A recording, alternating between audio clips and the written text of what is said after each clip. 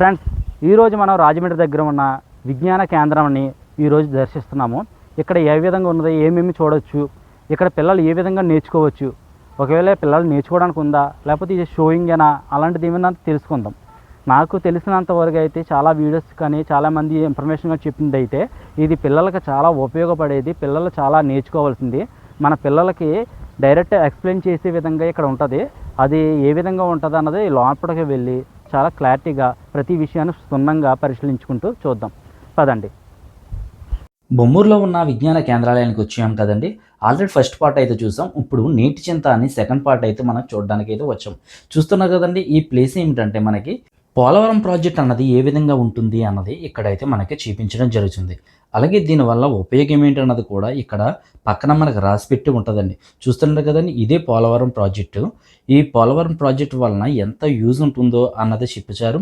అలాగే ఇక్కడ నీటిలో ఎన్ని బ్యాక్టీరియా అంటే క్రిములు ఉంటాయి కదండి, ఈ బ్యాక్టీరియా క్రిములు అన్నది ఎన్ని ఉంటాయి ఏమిటి అన్నది కూడా ఇక్కడ చూపిస్తూ ఉంటారు. అలాగే ఇక్కడ దాని పేరు చూపిస్తారు, దాని ఆకారం ఎలా ఉందో అన్నది చూపిస్తారు. ఇక్కడ చింతెల్లి ఇక్కడ స్టీరింగ్ తిప్పేస్తుంది కదండి, ఈ స్టీరింగ్ అన్నది కొంచెం కొంచెం తింపితే అక్కడ మనకి బ్యాటరీ యొక్క ఆకారాలు అనేది మారుతూ ఉంటుంది. చూస్తున్నారు కదండి, ఇది ఒక బ్యాటరీ. అదేవిధంగా వేరేగా మనకి బ్యాటరీ రూపాలు మారుతూ ఉంటాయి. అదేవిధంగా పక్కన మనకి మరొకటి కనబడుతుందండి. కరువు ప్రాంతంలో ఈ వాటర్ని అన్నది ఎలా సేవ్ చేయాలి అన్నది ఇక్కడ ట్రైనింగ్ ఇవ్వడము లేకపోతే ఇన్ఫర్మేషన్ ఇవ్వడం అన్నది ఇక్కడ జరుగుతున్నది. చూస్తున్నారు కదా, ఇలాంటి ప్లేస్కి మనం కూడా పెద్దవాళ్ళు వచ్చినప్పుడు ఈ వాటర్ అన్నది ఎలా సేవ్ చేయాలి, ఒకవేళ కరువు ప్రాంతంలో ఉన్న వారికి ఏ విధంగా ఉపయోగపడుతుంది అన్నది మనకు తెలుస్తుంది ఈ ప్లేస్లో. ఇక్కడ మరొక విషయం ఏమిటంటే, ఇది గోదావరి పక్కనే ఉంది కదండి బొమ్మూరు అన్నది. ఈ గోదావరి యొక్క అందాలను, అలాగే నాసిక్లో పుట్టిన ఈ గోదావరి తిరిగి సముద్రంలో కలిసేంత వరకు మధ్యలో ఏమేమి విలేజెస్ వస్తాయి, సిటీలు వస్తాయి, ఎక్కడెక్కడ ఏమేమి చూడవచ్చు, ఒకవేళ ఈ గోదావరి నుంచి పిల్ల కాలువలో ఎన్ని వెళ్ళాయి అన్నది ఎవ్రీథింగ్ ప్రతిదీ మనం ఇక్కడ ఈ డిస్ప్లేలో మనం చూస్తూ, అలాగే ఇక్కడ మనము పిల్లలకి చెప్పుతూ వెళ్తూ ఉంటారండి. చూస్తున్నారు కదండి, నాసిక్లో పుట్టినది తిరిగి వచ్చి లాస్ట్న యానము అలాగే అంతర్వేది అలాంటి ప్లేస్లో ఈ గోదావరి అన్నది సముద్రంలో కలిసిపోతుంది. అది ఎక్కడెక్కడ కలుస్తుంది అన్నది చాలా క్లారిటీగా చాలా సింపుల్గా ఇక్కడ చూపించారండి. చాలా బాగుంది. చూస్తున్నారని రాజమండ్రి నుంచి కూడా ఇక్కడ చాలా బాగుంటుంది. ఇక్కడ వరకు రాజమండ్రి వరకు సింగిల్గా వచ్చి అక్కడి నుంచి సమ్మోర్గా డివైజ్ అయ్యి అక్కడి నుంచి సముద్రంలో ఏ విధంగా కలిసింది అన్నది చాలా చక్కగా చూపించడం జరిగింది. చూస్తున్నారు కదండి, ఇప్పుడైతే మేడం గారు చాలా చక్కగా మనకి వివరిస్తారు. ఒకసారి చూడండి. సో ఇది వచ్చేసి మనకి రెయిన్ వాటర్ ఎలా యూజ్ చేసుకోవచ్చు అంటే, రెయిన్ వాటర్ అనేది చాలా ఎసెన్షియల్ ఫ్రెష్ వాటర్. సో దాన్ని మనం యూటిలిటీ ఎలా చేసుకోవాలంటే, పైప్స్ ద్వారా మనకి ఎప్పుడైతే రెయిన్ ఫాల్ అయిందో ఆ పైప్స్ ద్వారా మనకి స్టోరేజ్ అనేది కనెక్ట్ చేసుకుంటాం. సో అలా స్టోరేజ్ అయిన వాటర్ని మళ్ళీ రీయూజ్ అంటే త్రూ పైప్స్ ద్వారా ఎక్కడైతే యూటిలిటీ అవసరం ఉంటుందో సో అక్కడ మనం ఆ పైపింగ్ అనేది ఇచ్చేస్తే ఈ స్టోరేజ్ వాటర్ అంతా కూడా అక్కడికి వెళ్ళి మనం రీయూజ్ అనేది చేసుకోవచ్చు. So when ever it happens catch the water, rain water ని వేస్ట్ చేయకుండా. యాక్చువల్లీ మనకి ఇంకుడు గుంట్లు అవి అంటారు కదా sir, it is nothing but this. So ఇది వచ్చేసి మనకి వేరియస్ కంట్రీస్ ఎంత యూసేజ్ ఆఫ్ వాటర్ ని యూటిలిటీగా అంటే మిస్యూజ్ చేస్తున్నారా లేకపోతే రీయూజ్ చేసుకుంటున్నారా అనేది చూడొచ్చు. సో చైనా అనేది ఫస్ట్ ఉంది సార్, సెకండ్ రష్యా, థర్డ్ మన ఇండియా సార్. సో అలాగే ఇక్కడ మీరు ఓవరాల్ మ్యాప్ ద్వారా, వరల్డ్ మ్యాప్ ద్వారా మనం ఇక్కడ చూసుకోవచ్చు బ్రెజిల్లో ఎంత చూసారు. ఇక్కడ వచ్చేసి మనకి ఒక ప్లాంట్ ఫుడ్ అసలు ఎలా యూజ్ చేస్తుంది అంటే, సో పాట్ మార్చినప్పుడు మనకి అర్థమవుతుంది. సో బేసిక్గా ఒక ప్లాంట్ దాని ఫుడ్ దాని ఓన్ ప్రిపేర్ చేసుకోవాలంటే మనకి బేసిక్గా సన్లైట్ అనేది కావాలి, వాటర్ కావాలి, కార్బన్ డైఆక్సైడ్ కావాలి. సో ఈ రీజన్స్ అన్ని ఉంటే ఒక ప్లాంట్ అనేది ఎండ్ ప్రొడక్ట్ గ్లూకోజ్ అనేది యూజ్ చేస్తుంది. అంటే it is nothing but food అనమాట. సో మనకి ఫోటోసింథసిస్ 3 టైప్స్ అనేది ఉంటుంది. C3 and C4 and cam plants అనేవి ఉంటాయి. సో C3 ఏవైతే మనం ఓవరాల్ గా ప్లాంట్స్ చూస్తున్నామో అవన్నీ కూడా C3 ప్లాంట్స్ లోకి వస్తాయి. సో C4 ప్లాంట్స్ అంటే మనకి నైట్ టైం CO2 ని రిలీజ్ చేస్తాయి. కొన్ని ఏంటంటే ఫోటోసింథసిస్ అలాగే రెస్పిరేషన్ కూడా కొన్ని ప్లాంట్స్ యూజ్ చేసుకుంటాయి అనమాట. సో క్యామ్ ప్లాంట్స్ వచ్చేసరికి డెజర్ట్ ఏరియాస్ లో వాటి యూటిలిటీ ఎలా ఉంది అనేది ఇంటర్నల్ స్ట్రక్చర్స్ ద్వారా చేసుకోవచ్చు. సో ఇది వచ్చేసి ఓవరాల్ గా C4 ప్లాంట్స్ లో అసలు ఎలా జరుగుతుంది అనేది మెకానిజం చూస్తారు అనమాట.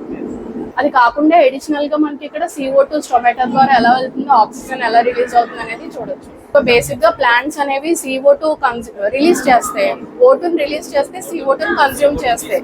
కానీ కొన్ని ప్లాంట్స్ మాత్రం ఎగ్జాక్ట్లీ C4 ప్లాంట్స్ మాత్రం CO2 కూడా కన్స్యూమ్ చేసుకుంటాయి. ఎందుకంటే ఫోటోసింథసిస్ ప్లస్ రెస్పిరేషన్ కూడా చేయాలి.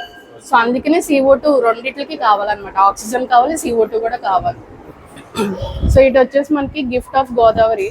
యాక్చువల్లీ మనకి ఎక్స్ప్లోర్ చేస్తున్నాం సార్ గోదావరిలో అసలు ఏమేమి ఇంపార్టెన్స్ ఉన్నాయి ప్లేసెస్, అవన్నీ మనకి ఇక్కడ కనిపిస్తాయి, వినొచ్చు. యాక్చువల్లీ గిఫ్ట్ ఆఫ్ గోదావరి అంటే ఏమిటంటే మనకి గోదావరి ప్రదేశంలో ఏమేమి చూడవచ్చు, ఎక్కడ మంచి మంచి ప్లేసెస్ ఉన్నాయో అన్నది ఈ డిస్ప్లేలో చూపిస్తూ, అలాగే ఇక్కడ మనకి హెడ్ఫోన్స్ ఉంటాయి, ఆ హెడ్ఫోన్స్ పెట్టుకొని మనకు తెలుగులో కూడా మనకి వినిపిస్తూ ఉంటాయి. చాలా చక్కగా అనిపిస్తుంది పిల్లలకి. చక్కగానే గోదావరి అన్నది ఏ విధంగా వచ్చింది, కాటన్ ద్వారా అన్నది బ్రిడ్జి ఏ విధంగా కట్టించారు, అలాగే కాటన్ ద్వారా మ్యూజియం ఉంటుంది. ఈ మ్యూజియం సో మనకి అసలు లైఫ్ ఎక్కడ ఆరిజిన్ అయింది, లేకపోతే ఎవల్యూషన్ ఎక్కడ క్రియేట్ అయిందంటే ఇక్కడ నుంచి సార్. సో యాక్చువల్లీ ఇదైతే ఫస్ట్ ఎరా, తర్వాత డైనోసార్ ఎరా అనేది వచ్చింది. సో నెక్స్ట్ డైనోసార్స్ వచ్చాయి, తర్వాత ఓల్డ్ మ్యాన్ అంటే స్టోన్ మ్యాన్స్ ఎవరైతే ఆది మానవులు ఉన్నారో వాళ్ళు వచ్చారు. ఓకే, సో వీళ్ళు తర్వాత ఇప్పుడు మనం ప్రెసెంట్ అన్నమాట వీళ్ళు. ఓకే, సో ఇక్కడ ఇంకోటి ఏంటంటే కండెన్సేషన్ అలాగే ఎవాపరేషన్ ఎలా జరుగుతుంది అనేది కూడా మీరు చూడొచ్చు అన్నమాట. సో బేసిక్ గా మనం ఆలోచించేది ఏంటంటే ఎన్ని ఎరాస్ మారినా సరే బేసిక్ వాటర్ అనేది అన్నిటికీ కీ రోల్ ప్లే చేస్తుంది. సో ఎరాస్ ఎన్ని మారినా సరే వాటర్ అనేది చేంజ్ అవ్వట్లేదు. బేసిక్ నీడ్ ఏంటంటే అందరికి వాటర్ అనేది కావాలి. సో ఇలాగ మనకి ఎవాపరేషన్ అనేది జరుగుతుంది, క్లౌడ్స్ ఫామ్ అవుతాయి, క్లౌడ్స్ నుంచి మళ్ళీ రిటర్న్ మనకి రెయిన్ ద్వారా వాటర్ అనేది ఫిల్ అయిపోతుంది. ఇంకా ఏంటంటే మనకి పెద్ద పెద్ద పేపర్ మిల్ ఆ టైప్ వాళ్ళు వాటర్ లోకే అంతా పంపిస్తూ ఉంటారు కదా. సో అలాగా మనకి ఎక్కడ ఇన్ఫెక్షన్స్ అవి ఎలా వస్తాయి ఏంటి అనేది వాటర్ వల్ల చూపిస్తారు అనమాట. యాక్చువల్లీ మీరు వినొచ్చు ఇక్కడ. సో ఇది ఇక్కడ స్మార్ట్ గా వాటర్ ని ఎలా యూజ్ చేసుకుంటున్నారు అగ్రికల్చర్ లో స్మార్ట్ వే కింద. సో వీటిని టర్న్ చేసినప్పుడు మీకు అక్కడ ఎప్పుడైతే ఇన్వెంట్ చేస్తారో ఏంటి అనేది కూడా మొత్తం బ్యాక్ సైడ్ ఇన్ఫర్మేషన్ అనేది ఉంటుంది, ప్రతి దానికి ఉంటుంది. వ్యవసాయంలో ఎంతో ఉపయోగపడే ఈ స్మార్ట్ పద్ధతి అన్నది చాలా బాగుంటుందండి. ఈ వాటర్ ద్వారా స్టోరేజ్ అన్నది ఏ విధంగా చేసుకోవచ్చు, ఈ వాటర్ నుంచి మనము వ్యవసాయం ఎలా చేయొచ్చు అన్నది చాలా చక్కగా ఇక్కడ చూపించడం కూడా జరిగింది. పిల్లలు చాలా చక్కగా నేర్చుకుంటారండి. సో ఇది వచ్చేసి మనకి పూర్వం అంటే టైం అనేది ఉండేది కాదు సార్, క్లాక్ అనేది ఉండేది కాదు. సో బేసింగ్ ఆన్ మనకి ఈ వాటర్ ఏదైతే ఉందో మనకి ఒక బెల్ రింగ్ చేస్తే వాళ్ళ దగ్గర ఒక టైం 1 అవర్ అయినట్టు వాళ్ళు అలా గుర్తు పెట్టుకునేవారు, టైం ని కన్వే చేసుకునేవారు, వాటర్ ని కన్వే చేసుకునేవారు టైం కింద. సో ఇంకా ఇన్ డీటెయిల్ గా కావాలంటే ఇక్కడ చదువుకోవచ్చు అనమాట, జల్ యంత్ర అని చెప్పి అంటారు. సో ఆ వాటర్ డ్రాప్స్ వైజ్ పడింది అంటే ఇంత మినిట్ కి ఇంత వాటర్ పడింది అని చెప్పి అలా క్యాలిక్యులేట్ చేసుకునేవారు. మేడం గారు చెప్పింది మరలా మీకోసం మరలా ఒకసారి చెప్తున్నాను. పూర్వంలో గడియారం అన్నదే లేదు, సమయం ఎంత అయినది, ఎన్ని నిమిషాలు అయ్యింది, ఒక అరగంట అయిందా పావు గంట అయిందా అన్నది మనకి ఏ విధంగా తెలిసేది కాదు. పూర్వంలో ఏం చేసేవారంటే ఒక పాత్రను తీసుకుని ఆ పాత్రలో సమ్ డ్రాప్స్ అని ఎన్ని డ్రాప్స్ పడితే మనకి 1 అవర్ అవ్వాలని పూర్వంలో క్యాల్కులేషన్ చేసుకుని పాత్రను పెట్టుకుని చూసేవారు. ఆ పాత్ర ఫుల్ అయ్యాక 1 అవర్ అయిందని క్యాల్కులేషన్ చేసుకుని బెల్ల అనేది ఉండేది, ఆ బెల్ల అనేది కొట్టేవారు. ఇది వచ్చేసి మట్టి పాత్రల యొక్క ఇంపార్టెన్స్ అనమాట, దేనికి యూజ్ చేసేవారు పూర్వం అని చెప్పి డిస్ప్లే చేస్తారు.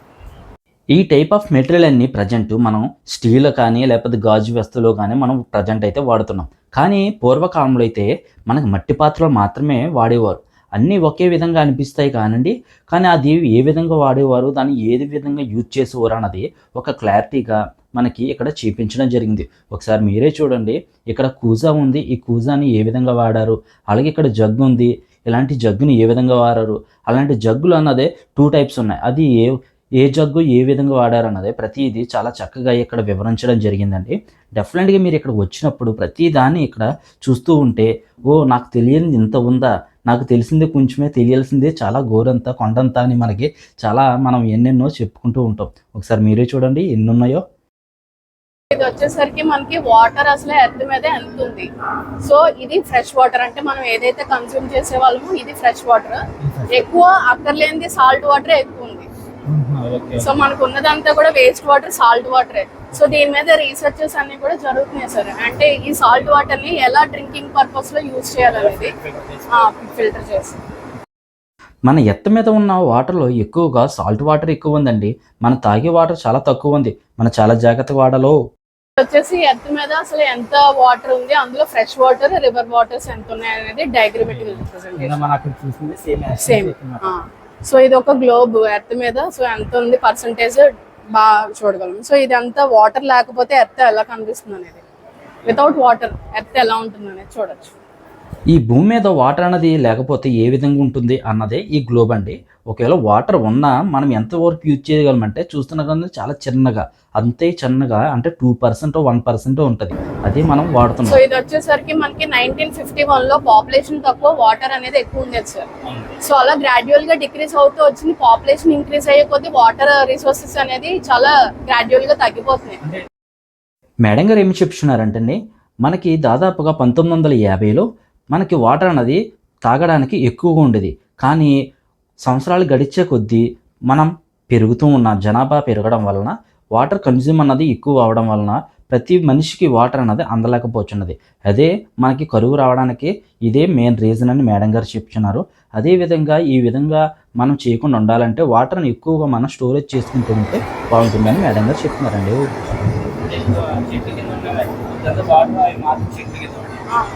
డిఫ్రాస్టేషన్ చేస్తే మొత్తం వేస్టేజ్ అయిపోతుంది. అలా కాకుండా ట్రీస్ ఉంటే కనుక వాటర్ అనేది కొంత వాటి దగ్గర దాచుకుంటుంది. సో అందుకని అటు సైడ్ ట్రీస్ ఉన్నాయి, ఇటు సైడ్ ఏం లేదు. కొంచెం వాటర్ ని అవి తీసుకుని స్టోరేజ్ అనేది చేస్తుంది. సో చూడండి కిందకి వెళ్ళిపోతుంది, వేస్టేజ్ అయిపోతుంది సార్, వేస్టేజ్ అయిపోతుంది. మన భారతదేశంలో తక్కువగా వాటర్ ఎక్కడ ఉంటుంది ఏమిటి అన్నది ఈ యొక్క మ్యాప్ల ద్వారా మనకి చూపిస్తూ ఉంటారండి. మన భారతదేశంలో ఎక్కడెక్కడ ఏ రాష్ట్రంలో ఎంత తక్కువగా ఉంటుంది, ఎంత పర్సంటేజ్లో ఉంటుంది అన్నది మనకి చాలా క్లారిటీగా చూపిస్తూ ఇక్కడ మనకి ఈ మ్యాప్ అన్నది తీయించడం జరిగింది. చూడండి ఒకసారి, మీకే ఒకసారి అర్థమవుతుంది. సో ఇది వచ్చేసరికి పూర్వం అసలు ఆడవాళ్ళు ఎంత మైళ్ళు దూరం ట్రావెల్ చేసి వాటర్ అనేది సేకరించుకునేవారో ఇక్కడ చూడొచ్చు, వినొచ్చు. సో చాలా దూరం వెళ్ళి వాళ్ళు వాటర్ అనేది తెచ్చుకునేవారు. ఇప్పటికీ వాళ్ళు ప్రాబ్లం అనేది ఫేస్ చేస్తున్నారు. సో ప్రతి ఆస్పెక్ట్ కి వాటర్ అసలు ఎంత యూసేజ్ ఉంటుంది. సో మన బాడీ కనుక తీసుకుంటే కనుక అందులో ఒక్కొక్క ఆర్గాన్ కి ఎంత వాటర్ యూటిలిటీ కావాలనేది కూడా తెలుస్తుంది. సో బ్రెయిన్ కి 73 to 75% వాటర్ అనేది కావాలి. సో అలాగా బ్లడ్ కావాలంటే బ్లడ్ కి 83% ఆఫ్ వాటర్ అనేది కావాలి. సో అలా ఒక్కొక్క ఆర్గాన్ కి ఒక్కొక్క ఎసెన్షియాలిటీ ఉంది వాటర్. ఈ డిస్ప్లేలో మనకి ఏం కనబడుతుందంటే మన యొక్క బాడీలో ఏవైతే ఆర్గానిక్స్ ఉంటాయో ఆ ఆర్గానిక్స్ మన వాటర్ని ఎంతైతే కన్జ్యూమ్ చేస్తాయో ఏమిటన్నది మనకి ఇక్కడ వివరిస్తూ ఉంటారు. మనకి బాడీలో ఉన్న చర్మం కానించి, అదేవిధంగా బ్లడ్ కానీ, లేకపోతే కన్ను కానీ, చెవు కానీ ఏదైనా సరే మనకి డెఫినెట్గా వాటర్ అన్నది యూజ్ అవుతుంది. ఎంత వాటర్ అన్నది యూజ్ అవుతుంది ఏమిటి అన్నది ఇక్కడ చాలా చక్కగా చూపించడం జరిగింది. డెఫినెట్గా ఇక్కడ మనం ఎక్కువ వాటర్ అయితే తాగుతూ ఉండాలండి. మేడం గారు అయితే మనకి చాలా చక్కగా చెప్పారండి, థ్యాంక్ యూ అని చెప్పాను. అలాగే ఇక్కడ ఎప్పుడెప్పుడు ఉంటుంది ఏమిటి అని అడిగితే ఎవ్రీ మండే అన్నది మనకి ఇక్కడ హాలిడే ఉంటుంది అని చెప్పారు. మండే అయితే తప్ప, కానీ అన్ని డేస్లోనూ వర్కింగ్ అయితే జరుగుతుందండి. డెఫినెట్గా మీరు ఎప్పుడైనా ఒకవేళ రాజమండ్రి వచ్చినట్లయితే వెంటనే మీరు బూరుపూడి అనే విలేజ్కి అయితే వచ్చి ఇక్కడ సైన్స్ విజ్ఞాన కేంద్రాలయం అనేది ఉందండి. మీరు డెఫినెట్గా వచ్చి ఇక్కడ విజిట్ చేయండి. పిల్లలు కూడా చాలా హ్యాపీగా, చాలా సంతోషంగా ఇక్కడ ఎంజాయ్ చేస్తారు. చాలా వరకు నేర్చుకుంటూ ఉంటారు. ఇక్కడ నేర్చుకోవడమే కాదు, ఒకవేళ మనం కూడా నేర్చుకోవడానికి, అదేవిధంగా మనం నేర్చుకుని ఇక్కడ పిల్లలకి చెప్పడానికి, సింపుల్గా ఉండడానికి ప్రతి చోట ఇక్కడ రాసి ఉంచారండి. ఈ బుడ్డగాడు తెగ తిరిగేస్తున్నాడు కదా, రౌండ్ తిరిగేస్తున్నాడు, దాని యూజ్ ఏంటి అన్నది, అసలు ఏ విధంగా తిరుగుతాడు, దాంట్లో ఉన్న సైన్స్ ఏమిటన్నది ఇదిగోండి ఇక్కడ చూపిస్తారు. అదేవిధంగా ఇక్కడ మనకి వెయిట్ లిఫ్టింగ్ అన్నది ఉంటుందండి. ఈ వెయిట్ లిఫ్టింగ్ అన్నది 10-20 కేజీల లిఫ్టింగ్ అనండి, కానీ చాలా కష్టంగా ఉంటుంది. ఈ వెయిట్ లిఫ్టింగ్ కష్టమో ఎందుకు ఏమిటి అన్నది పక్కన మనకి ఎక్స్ప్లెయిన్ చేశారండి. చూస్తున్నారు కదండి, ఇక్కడ నేనైతే ట్రై చేస్తున్నాను. ఇక్కడ లిఫ్టింగ్ అన్నది స్టార్టింగ్ అయితే మనకి చాలా ఫ్రీగా లేచిపోయిందండి. ఎంత ఫ్రీగా అంటే ఏదో మన ఇంట్లో లేపితే ఎంత ఫ్రీగా లేపుతామో అంత ఫ్రీగా మన స్టోన్ అయితే నేను ఫ్రీగా లేపాను. తర్వాత అయితే కొంచెం నాకు భారం అయితే అనిపించిందండి. ఫస్ట్ దానికైతే ఫ్రీ అనిపించింది, సెకండ్ దానికి కొంచెం భారం అనిపించింది, థర్డ్ దానికైతే అది లేపుతుంటే చాలా కష్టంగా లేచిందండి. ఎంత కష్టంగా లేచిందంటే చాలా కష్టంగా లేచింది.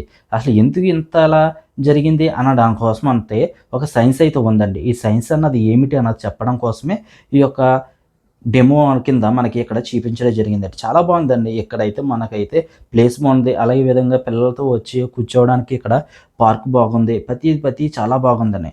డెఫినెట్గా మీరు ఎప్పుడైతే వచ్చినట్లయితే డెఫినెట్గా మీరు బూరుగుపూడి యొక్క విజ్ఞాన కేంద్రాలయానికి వచ్చి పిల్లలకి విజ్ఞానాన్ని అందిస్తారని నేను మనస్ఫూర్తిగా కోరుకుంటున్నాను. ఇప్పటివరకు మనము ఇవన్నీ చూసాం కదండి. ఒకసారి గ్రౌండ్ కూడా ఏ విధంగా ఉందో ఏమిటన్నది ఒకసారి చూడండి. ఒకవేళ మనము రాజమండ్రి వచ్చి కూడా ఈ ప్లేస్ని మనం విజిట్ చేయకపోతే డెఫినెట్గా సంథింగ్ మిస్ అయినట్టే అనిపిస్తుందని మన పిల్లలకి. ఇంతకీ మీకు ఒక మాట చెప్పడం మర్చిపోయానండి. ఇప్పటివరకు మనతో మాట్లాడి మనకి ఇవన్నీ ఎక్స్ప్లెయిన్ చేసిన మేడం గారి పేరు ఏంటో తెలిసింది, రాణి మేడం గారు. ఈ రాణి మేడం గారికి ఎప్పుడైనా వచ్చినట్లయితే మీరు డెఫినెట్గా మేడం గారిని అడగండి. మేడం గారు ప్రతిదీ మనకు చాలా చక్కగా చెప్తూ ఉంటారు. ఈ విజ్ఞాన కేంద్రం అన్నది ఎంత బాగుందంటే చాలా బాగుంది కదా. ఇక్కడ పిల్లలు ఆడుకోవడానికి బాగుంది. ఒకవేళ అలసట చెంది కూర్చోవడానికి ఇక్కడ బల్లలు కూడా ఉన్నాయి చూడండి. అలాగే మనకి ఇక్కడ కొన్ని సైన్స్కు లోనే కాకుండా బయట కూడా మనకి అర్థమయ్యే రీతిగా మనకి ఇక్కడ ఉంచారు. అలాగే మార్నింగ్ మాటలు కూడా ఇక్కడ ఎక్స్ప్లెయిన్ చేయడానికి పీపుల్స్ ఉంటారంటండి. మనం అయితే ఈవినింగ్ టైంలో వచ్చాము, అందుకని చాలామంది వెళ్ళిపోతున్నారు. చూస్తున్నారు కదండి, వాళ్ళందరూ వెళ్ళిపోతున్నారు. కానీ ఇక్కడ చాలా బాగుంది. ఇది సైన్స్ పిల్లలు చాలా వరకు నేర్చుకోవచ్చండి ఇక్కడ. ఈ వీడియో అన్నది మీకు ఎలా అనిపించిందండి? నాకైతే చాలా చక్కగా ఒక సైన్స్ అన్నది నేను నేర్చుకుని వెళ్తున్నాను. మీరు కూడా నేర్చుకుని మీ పిల్లలకు కూడా నేర్పించడానికి బాగుంటుంది. Please visit